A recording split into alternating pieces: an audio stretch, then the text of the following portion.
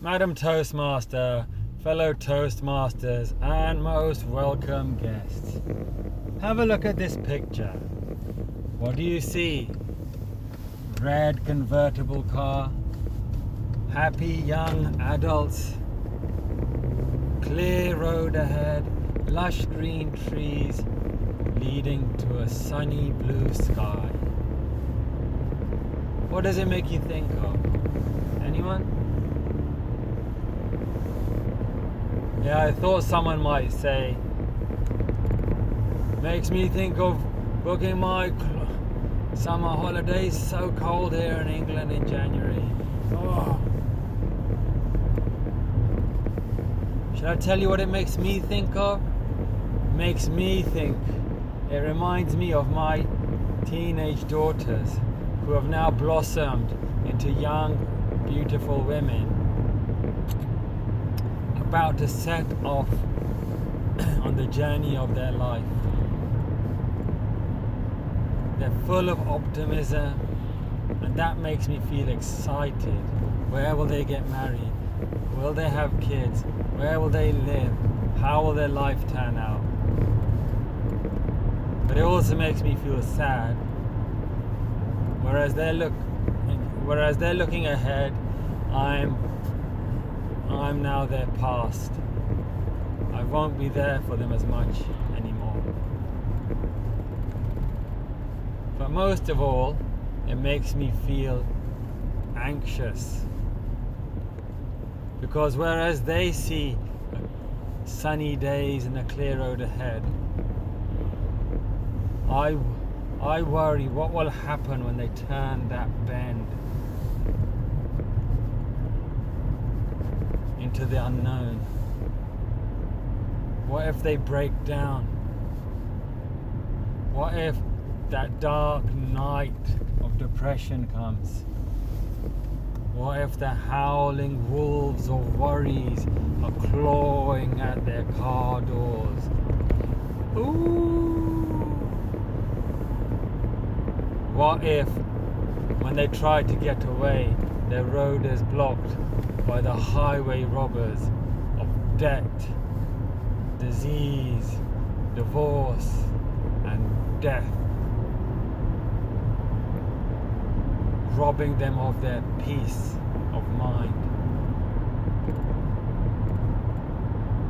I worry as a parent, have I done enough to prepare them for everything life will throw at them? And that's what I want to talk about today. 4 things that I think are essential to preparing ourselves so we can handle any kind of breakdown in our life. And even better, to prevent the breakdowns in the first place, just by doing these 4 things. Meds, meditation, exercise, diet and sleep. A nice little acronym. M for meds, meditation, E for exercise, D for diet, S for sleep. Meds.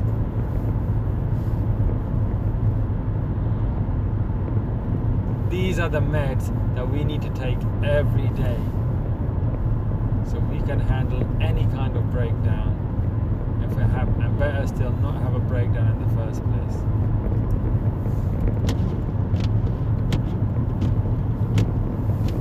Now, talking of breakdowns, let me tell you a time when someone I know actually broke down in a car. Her car actually broke down.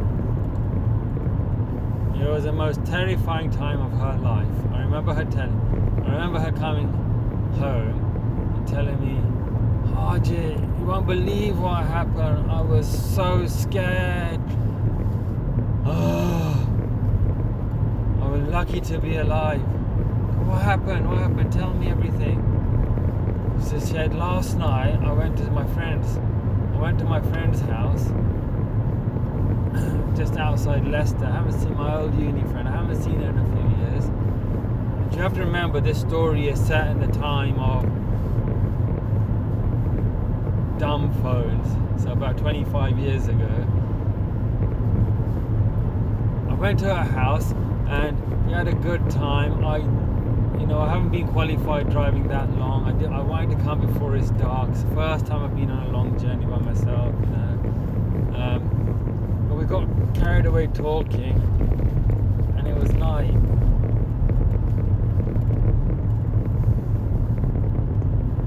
So I knew I should have probably just come the longer way on the main roads, but I saw on the map it's quicker to go by the country roads. It was dark, but it's okay. It's going to be a lot quicker. I'd get home quicker. So I went down the country roads. It was pitch black. I had my beam lights on. There was no one else around. I had a clear run, and my car started spluttering. The car just lost power. I turned the engine on and off. Nothing happened. The lights were still working. I had electric, but wouldn't start. Then I saw it's out of petrol. I felt so stupid. She told me I felt so stupid. How could I not put petrol in? Why didn't I check the petrol? That's the first thing Dad used to say when he told me, get in the car, check the petrol. Then she said, then I checked. And I thought, okay, not a big deal. I got my phone, I called Dad. He always knows what to do. Got my phone out. It was dead. Seriously, can you believe it? My phone was out of battery. I'm out of petrol, I'm out of battery. Now I was seriously getting worried. How I'm stuck on this dark country road, middle of nowhere. I can't see anything.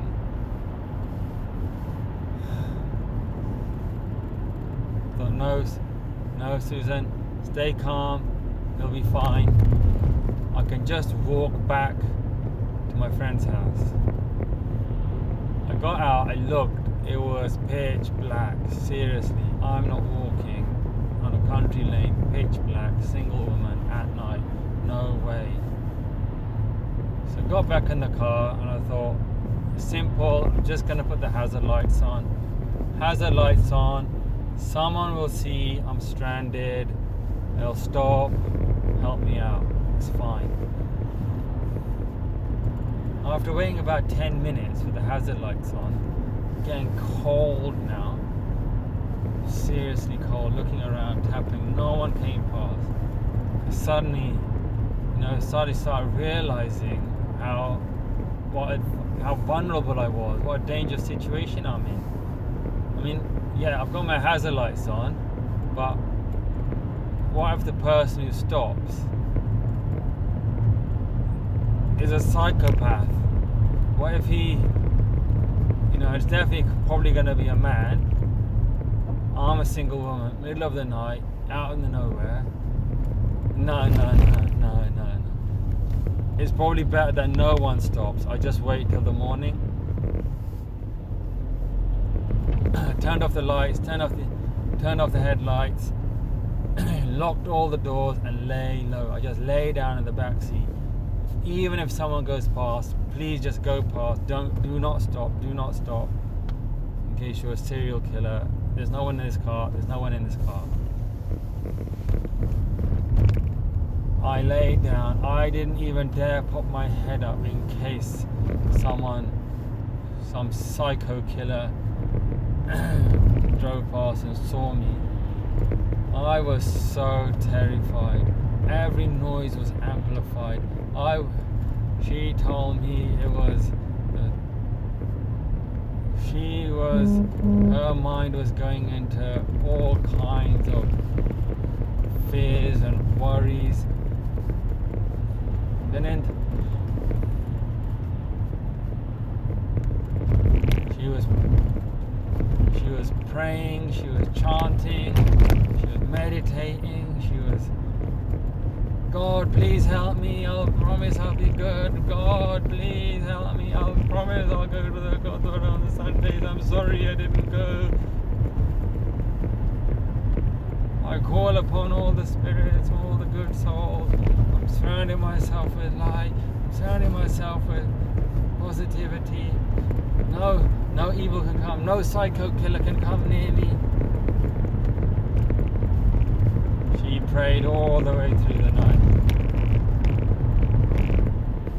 Then, a couple of hours later, then coming to the morning, then, oh gee, you know what happened? About 4 o'clock this morning, car suddenly filled with light. There's a car parked up behind me and the headlights just, I thought, oh no, don't stop, please just go, why someone stop? And I looked round and I saw a dark shadowy figure coming towards me, silhouette in the headlights. Then he got closer. He tried to open my door. I was petrified. I jumped to the other side, opened the door. I was just going to run. When I opened it, there was another guy standing there. I screamed. There was 2 of them. It's okay, madam. We weren't expecting to find anyone in the car. We had a call. We weren't expecting to find anyone here. We had a call to the police station. There's an abandoned car.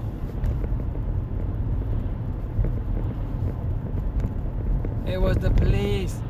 Oh, you don't know how thankful I was. I gave them a huge hug. They got me petrol, got me sorted out. What a relief. Now, what does that story? So that's a story of a real breakdown. That's a story of a real breakdown. And as a father, now as a father myself, I was a brother then, but now as a father myself, my daughters are at the age where they have started traveling.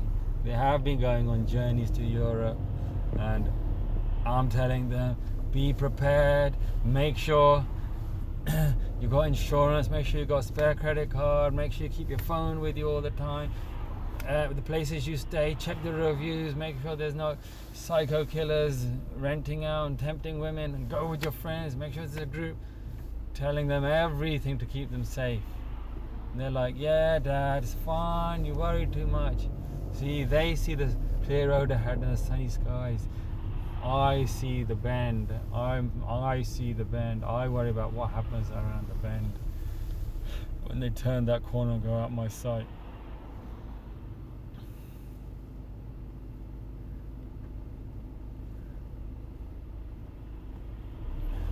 So this is the story of just keeping your car.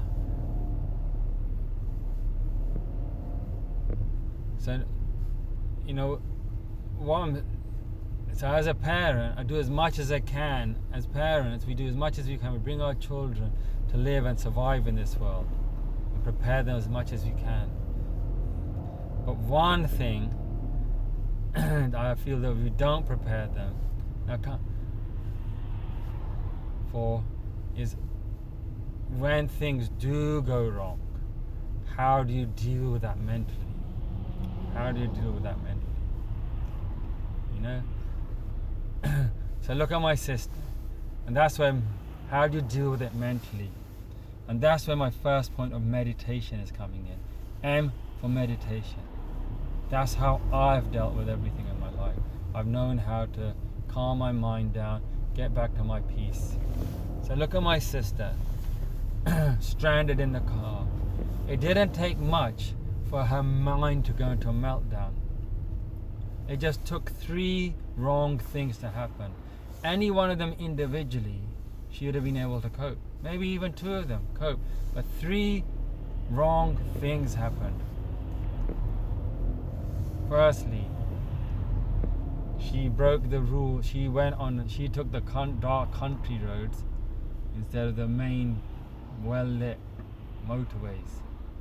Secondly, she didn't check the petrol in the car. Thirdly, her battery ran out.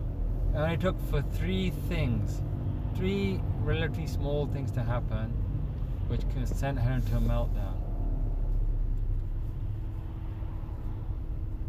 So in the same way, in your life, Dr. Jordan Peterson, a psychologist, he says that it only takes some of the worst atrocities that we read about in the papers, like a mother might drown her children, or someone did a terrible thing to it. A husband beat his wife into a pulp. So terrible things that happen. He said it only takes 6 things to go wrong in someone's life. 6 things to go wrong to get to that point where they can do something so evil. So by 3 things, my sister's mind was ready to have a meltdown. Imagine she was in America, wasn't here, but in America. She had a gun in her hand and in her glove box, and she held that gun all night long, and her mind kept telling her, serial killer, psychopath, someone could stop. You've seen those movies, you've seen what they do to women, imagine her mind went into so much overdrive, and the person, when that light came into her car, maybe it was a sign, maybe she was so far on edge, and when she got out when the tapping came and she got out, if she had a gun in her hand, maybe it wouldn't have been just a scream, maybe it would have been a bang shot as well. 1 dead police officer. Sounds ridiculous, but this is what happens. It only takes up to about 6 things to go wrong for even the nicest person to do the nastiest things.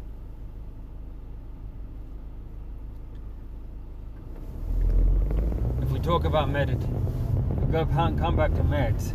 So this is what we have to avoid. So in your life, doesn't matter how nice you think you are, especially to young people, you think you're optimistic, you've got the whole world in front of you, you've had a nice happy childhood, but it doesn't take much to go wrong altogether, and the worst of the worst things can come out in your mind. The evil is lurking, it's not too far into the surface.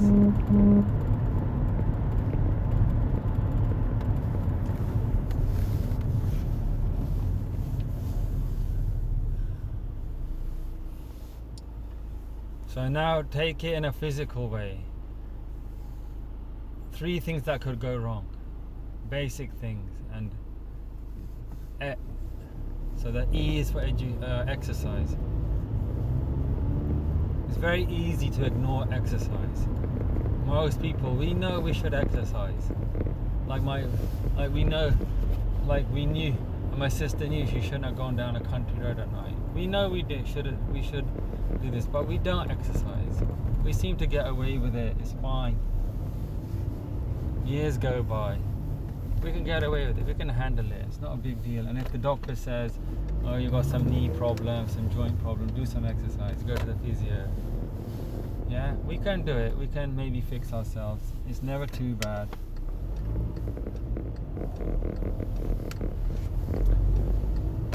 So we're not exercising. That's by itself, it's not good, but it's not the end of the world. And then the second and the third one, diet. We know we should eat well, but still we have that extra cake, we have that extra donut, we eat a little bit too much. I've put on 1 kg every year. 20 years go by, we put on 20 kg, putting pressure on our body, back problems, diabetes, more risk of cancer.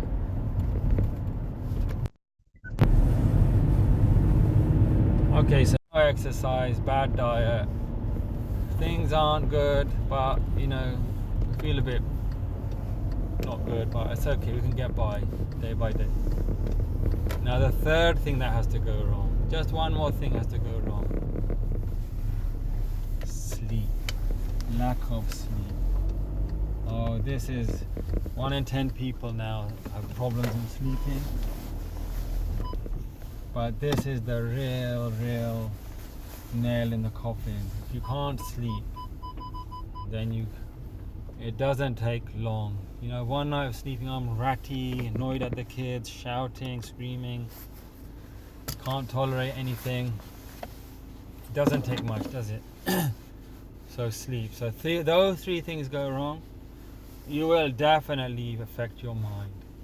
Ratty, you'll say things, you won't be able to tolerate anyone. So these are the three basic things: exercise, diet, and sleep. You must take care of them first. And on top, if you can take care of them, on top of that, to crown all of that is meditation. Do meditation every day. Notice, come back to your center, come back to your peaceful place. And now, if my daughters can do those 4 things, put them into practice every day, take these meds, then that sunny road when they go is a clear road ahead. And I know as they turn that corner, if those dark nights come, if those howling wolves are screaming, if those highway robbers are waiting, I know, first of all, they probably won't have a breakdown. But even if they do, and those things are waiting for them, I know they will know how to put petrol back in their car, they know how to charge their phone, they'll know how to not go down the dangerous roads. So take your meds every day. You'll avoid a breakdown in your life and enjoy the journey of this life.